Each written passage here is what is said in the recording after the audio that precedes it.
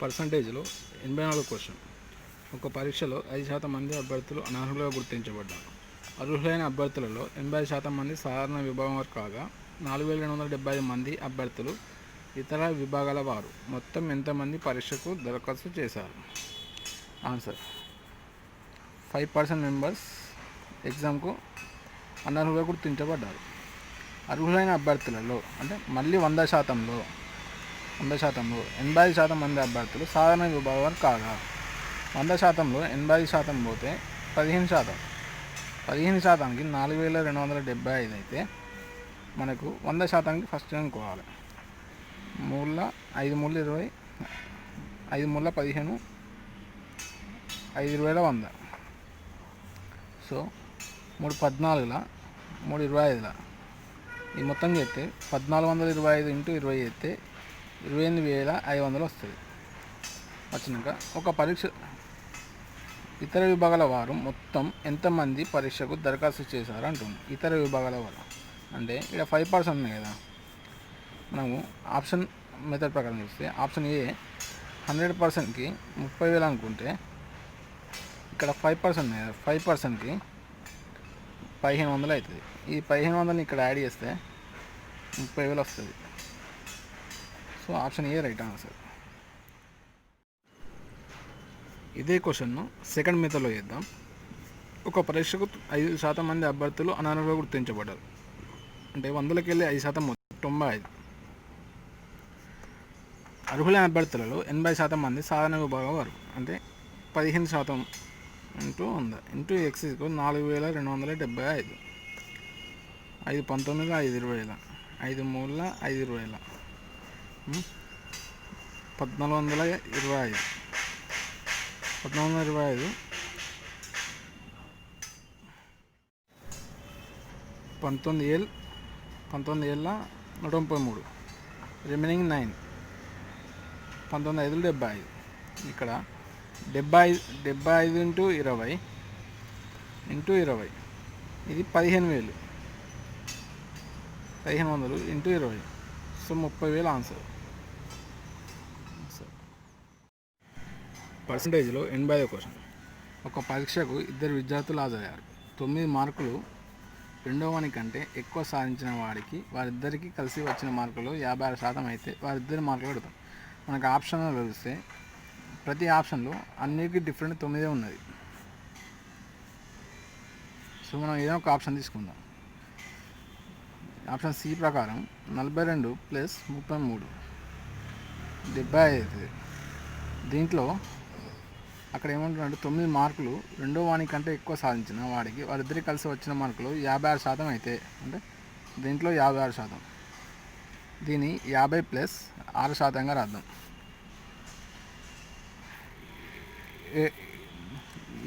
7 5ల 35 అంటే 37.5 ప్లస్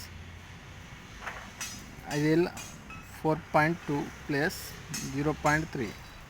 ఓవరాల్గా ఇది 37.5 ప్లస్ 4.5.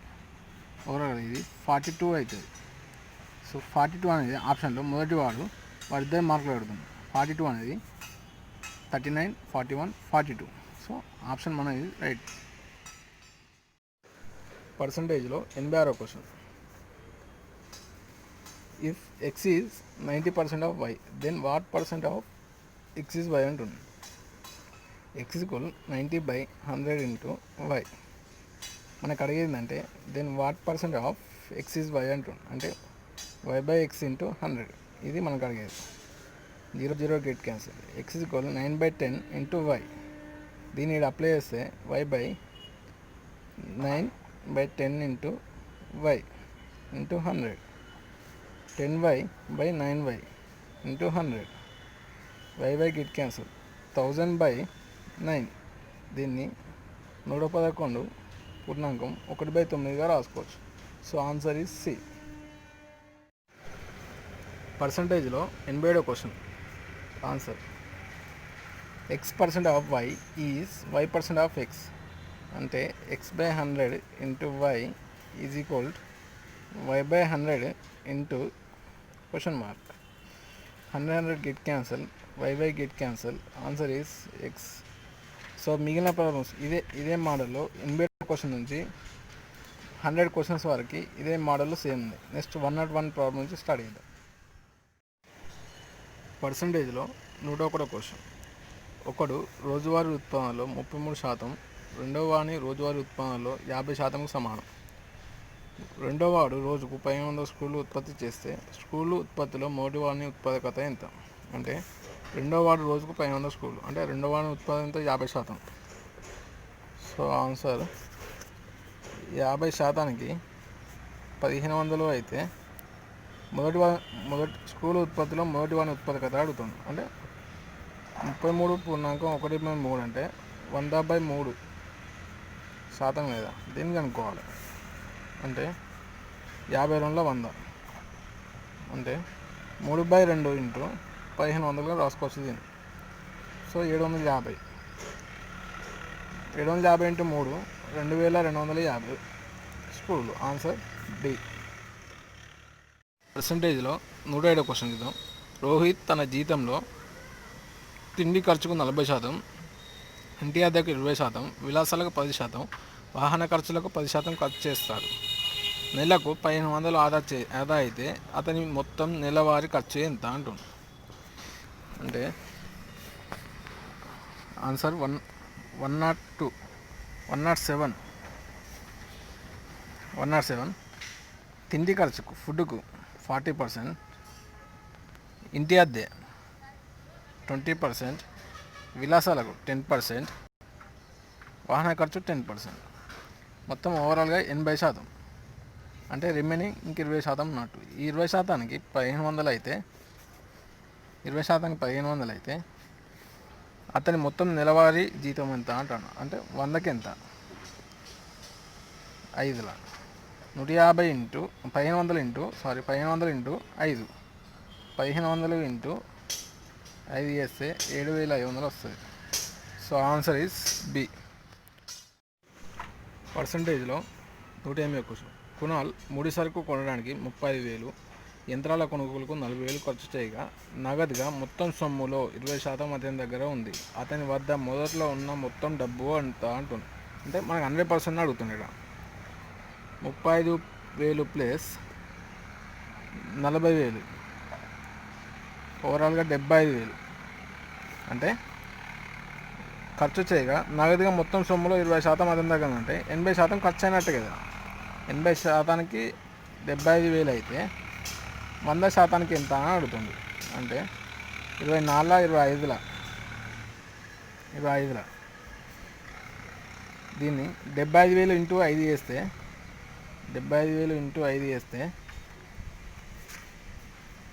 0 0 0 5 25 remaining 2 7 35 3,75,000 by 4.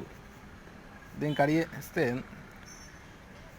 9 4 36 4 9 36 అంటే రిమైనింగ్ 1 4 3 12 అంటే 3 4 8 24. సో 4 28. సో ఇది 93,750 రూపాయలు వస్తుంది. Answer is D. పర్సంటేజ్లో 109 క్వశ్చన్. గౌరవ్ నెల జీతంలో 30% తిండికి, మిగతా దానిలో 40% వాహనము, బట్టల మీద ఖర్చు పెట్టగా మిగతా డబ్బులో 50% ఆదా చేస్తాడు. అతని నెల జీతం మొత్తం 18,400 అయితే అతను నెలకు ఆదా చేసే డబ్బు ఎంత అంటాడు. So 109 question. గౌరవ్ నెల జీతంలో 30% తిండి ఖర్చు పెడతాడు. అంటే ఫుడ్కి 30% ఫుడ్ ఖర్చు పెడితే రిమైనింగ్ 70% మిగులుతుంది. మిగతా దాంట్లో అంటే ఈ 70%లో 40%, 70లో 40% 28. అంటే 70లో నుంచి 28 తీసేస్తే 42. బట్టల మీద ఖర్చు పెట్టగా మిగతా డబ్బులు అంటే 42 రూపాయలలో 50% 21 రూపాయి. అతని నెల జీతం మొత్తం 100%కి 18,400 అయితే అతను నెలకు ఆదా చేసే డబ్బు అంటే 21%కి ఎంత అంటాను. 2 0 క్యాన్సల్. 1%కి 184 అయితే 21% ఎంత? సో 184 ఇంటూ 21, 4, 8, 1, 8, 16, 2, 3, 4, 16, 8, 3, మొత్తం 3864. Answer is B, option B.